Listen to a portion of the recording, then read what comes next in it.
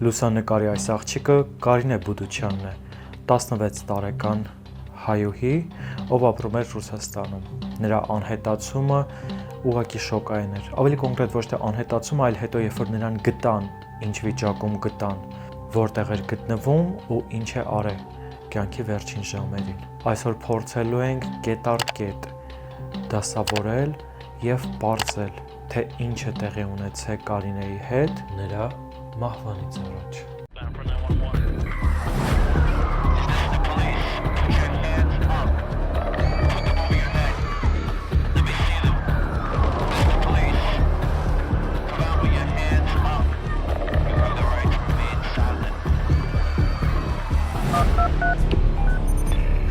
What's your emergency?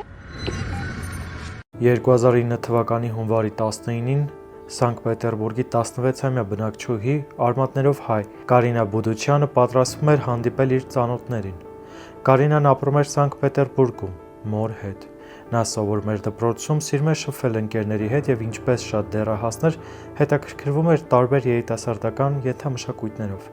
Նրա շրջապատում կային մարդիկ, որոնք հետաքրքրված էին գոթական մշակույթով, երաժշտությամբ եւ ոչ ֆորմալ շարժումներով։ Գոթական երաժշտությունը հիմնականում ձևավորվել է Մեծ Բրիտանիայում 1970-ական թվականներից սկսած։ Դա երաժշտության տեսակ է, որը լսող մարդիկ հիմնականում հագնում են մուգ գույների մեջ, ավելի կոնկրետ սև, ու շատ քիչ դեպքերում մենք չգիտես ինչու նրանց հաճախ կարող են նմանեցնել էմոների հետ, բայց գոթերը եւ էմոները լրիվ տարբեր ենթամշակույթի են պատկանում։ Ու որքան էլ որ այդ մարդիկ հագնում են սև գույներ, լսում ծանր երաժշտություն, դա ամենևին էլ չի նշանակում, որ նրանք հակված են որևէ հանցագործություն կամ ինչ-որ դաժան քայլ կատարելու։ Չէ, ամենևին այդպես չէ, իսկ Կարինան առհասարակ նա ամենաշփվող եւ ամենաանմիջական երիտասարդներից մեկն էր իրենց թաղամասում։ Կարինան դուրս է գալիս տանից, խոստանալով, որ մի քանի ժամ անց կվերադառնա, սակայն ժամերն անցնում են եւ նա այդպես էլ չի վերադառնում։ Հարազատները սկզբում մտածում են, որ ընկերներից ինչ-որ մեկի տանն է մնացել, գիշերակացով սկսում են հերթով ընկերներին զանգահարել, բայց ոչ մի պատասխան։ Ընկերները ոչինչ չգիտեն, առավել եւս տեղյակ չէին, որ Կարինան դուրս է գալու տանից եւ նրանց մոտ է գնալու գիշերակացի նպատակով։ Այսպիսով Կարինայի մայրը դիմում է ոստիկանություն, սակայն ոստիկանները, ինչպես միշտ, մտածում են, որ դեռահաս է, ուրեմն փախել է, քանի որ ինչ-որ խնդիրներ կա։ Ոչինչ, հետ կգա։ Սակայն օրեր անց հետաքննությունը նոր ընթացք է ստանում։ Այդ օրերին քաղաքի տարբեր հատվածներում հայտնաբերում են աղբի տոպրակներ, տարբեր փաթեթավորումներով ինչ-որ, չգիտեմ, ինչ-որ օբյեկտներ, հա, առարկաներ, որոնք երբ որ սկսում են քննիչները արդեն բացել, քանի որ շան հոտը ահա որ ուժեղ է լինում, պարզ է դառնում, որ դրանք Կարինայի մարմնի մասերն են։ Ոստիկանները բոլոր մասերը հավաքում են, տանում են դատաբժշկական հետաքննության, փորձաքննության եւ արդյունքում այո, հաստատում են, որ դա Կարինայի կտրատված մարմնի մասերն են։ Այսպիսով ոստիկանները չեն հասկանում, թե ում հետ գործ ունեն եւ չեն հասկանում, թե ինչ է լինելու նրա հաջորդ քայլը, քանի որ մարմինը դեռևս ամբողջությամբ չի, որ հանցագործը տվել է մարդկանց։ Այս դեպքում ոստիկանները փորձում են վերականգնել զոհի վերջին ժամերը։ Նրանք փորձում են ամեն կերպ հասկանալ, թե զոհը որ կետից որ կետն է գնացել, ինչ է կատարվել, ով է նկատել, որ չգիտեմ, տեսախցիկն է ֆիքսել ու առհասարակ այդ ընթացքում, այդ տարածաշրջանում ինչ է կատարվել։ Ոստիկանային հաջողվում է նման կերպ գտնել երկու տղայի, ում պարզվում է Կարինան շատ լավ ճանաչում էր եւ Կարինան պարզվում է նրանց տանն է գտնվել հենց այդ օրը։ Ոստիկանները սկսում են հետաքննությունը։ Նրանց տանը հայտնաբերում են արյան հետքեր։ Այսպիսով տղաներին ձերբակալում են, իսկ որոշ ժամանակ անց նաև մեղադրանք ներկայացնում ոչ միայն սպանության, այլ նաև կանիբալիզմի մեջ։ Եթե մոռացել եք, ասեմ, որ կանիբալիզմը դա է, երբ որ մարդը ուտում է մարդու մարմինը, կապ չունի նա ողջ է, թե արդեն եփված կամ խորոված։ Ամենևին էլ զարմանալու բան չէ կանիբալիզմը, որքան էլ որ 21-րդ դարն է։ Մենք դրա մասին տեսանյութ ունենք, կարող եք գնալ դիտել, թե ինչպես է օրինակ ֆերմերը տարիներ շարունակ իր խոզերին կերակրել իր զոհերի դիերը ու հետո այդ խոզերին վաճառել մարդկանց։ Մարդիկ կել են առհասարակ չհասկանալով, որ այդ խոզը մի օր առաջ մարդ եկել է։ Հարցաքննության ընթացքում իրավապահները խաչաձև հարցաքննությամբ փորձում են ամեն կերպ հասկանալ, թե ինչ է կատարվել այդ երեկո։ 19-ամյա Մաքսիմը եւ նրա մոտ ընկերը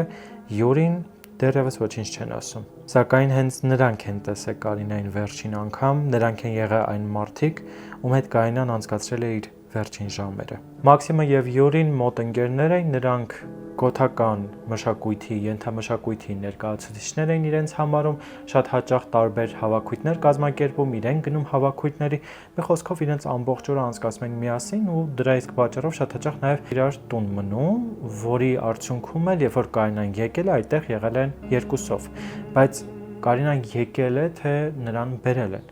Եկեք հասկանանք դա։ Երբ Կարինան դուրս է եկել տանից 2009 թվականի հունվարի 19-ին, նա գնացել է ուղիղ այդ տղաների տուն։ Այնտեղ տղաները նրան արդեն իսկ սպասում էին, քանի որ նախապես պայմանավորվել էին, որ կհանդիպեն։ Պատմությունը ինքնին շատ ավելի մութ է, քան մենք կարծում ենք, քանի որ երկուսն էլ փորձում են հարցաքննությունների ժամանակ որքան հնարավոր է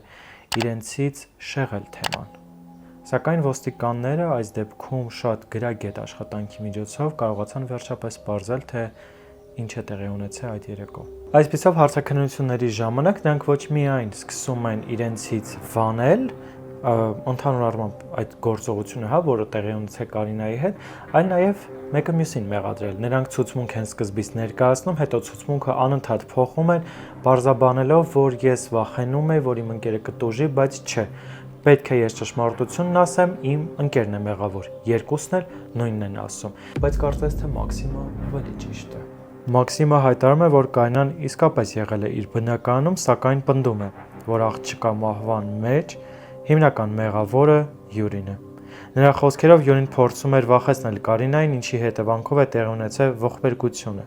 Ինքը Մաքսիմը ընդունում էր միայն, որ մասնակցել է դեպքից հետո որոշ գործողություններին, բայց հերքել է, որ հենց նա է սպանել աղջկան։ Իսկ Յուրիի վարկածով, երբ նա փորձում էր մտնել լոգարան, Մաքսիմը եւ Կարինան այդտեղ են եղել։ Ու Մաքսիմը Յուրիին պնդել է, որ դուրս գա լոգարանից։ Ավելի ուշ, երբ Մաքսիմը լոգարանից դուրս է եկել, Յուրիին ասել է, որ վերջ, Կարինան արդեն մահացել է, ինչ-ինչ պատճառներով, արի ինձ օգնի, մասնատենք մարմինը, ինչին Յուրին մեծ սիրով մասնակցել է, քանի որ նա սպառնացել է, որ Յուրիին կմատնի եւ կասի, որ այդ ամեն ինչը հենց նա է կազմակերպել։ 2010 թվականին սկսվում է դատավարությունը։ Մեղադրվող կողմը պնդում էր, որ Մաքսիմը եւ Յուրին համատեղ մասնակցել են Կարինա Բուդաչյանի սպանությանը եւ հետագա գործողություններին։ Քննությունը ներկայացնում էր դատաբժշկական փորձաքննությունների արդյունքները, նյութական ապացույցները եւ վկաների ցուցմունքները։ Կարինան այդ օրը իրոք եղել է տղաների հետ եւ կոնֆլիկտից հետո նրանք աղջկան լոգարանում խեղդամահ սպանել են, որից հետո մարմինը մասնատել են եւ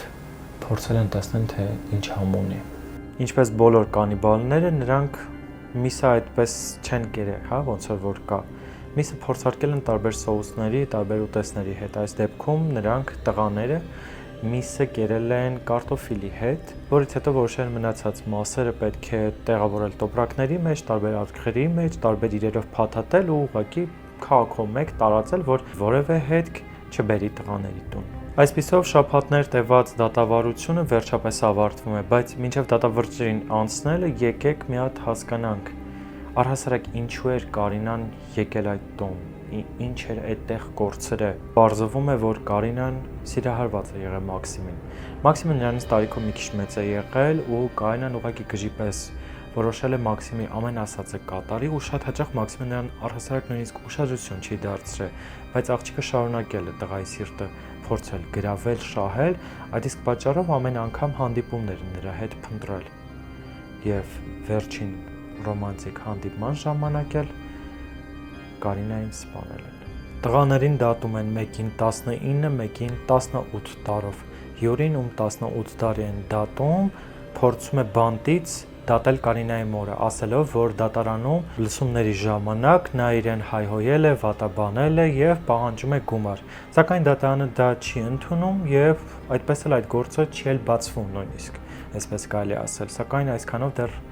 ամենը չի ավարտվում։ 2017 թվականին լրատվամիջոցներում տարածվեց, որ Մաքսիմը մահացել է։ Ավելի կոնկրետ ըստ լրատվամիջոցների նրան վերացրել են։ Սակայն չկա որևէ պարզ ապացույց, չկա որևէ, չգիտեմ, իրեղեն ապացույց չկա այս ամենի հետ, ուղղակի նման վարկած կա եւ այլևս ոչ մեկ չի տեսել Մաքսիմին, իսկ Յուրին դուրս է գալու 2027 թվականին։ Այսպիսով աղջկա կյանքը խլածներից մեկը մահացավ, պատճառը անհայտ է, հավանաբար ինչ-որ խնդիրներ է առաջացել բանտում, իսկ մյուսը 2027 թվականին արդեն ազատության մեջ կլինի։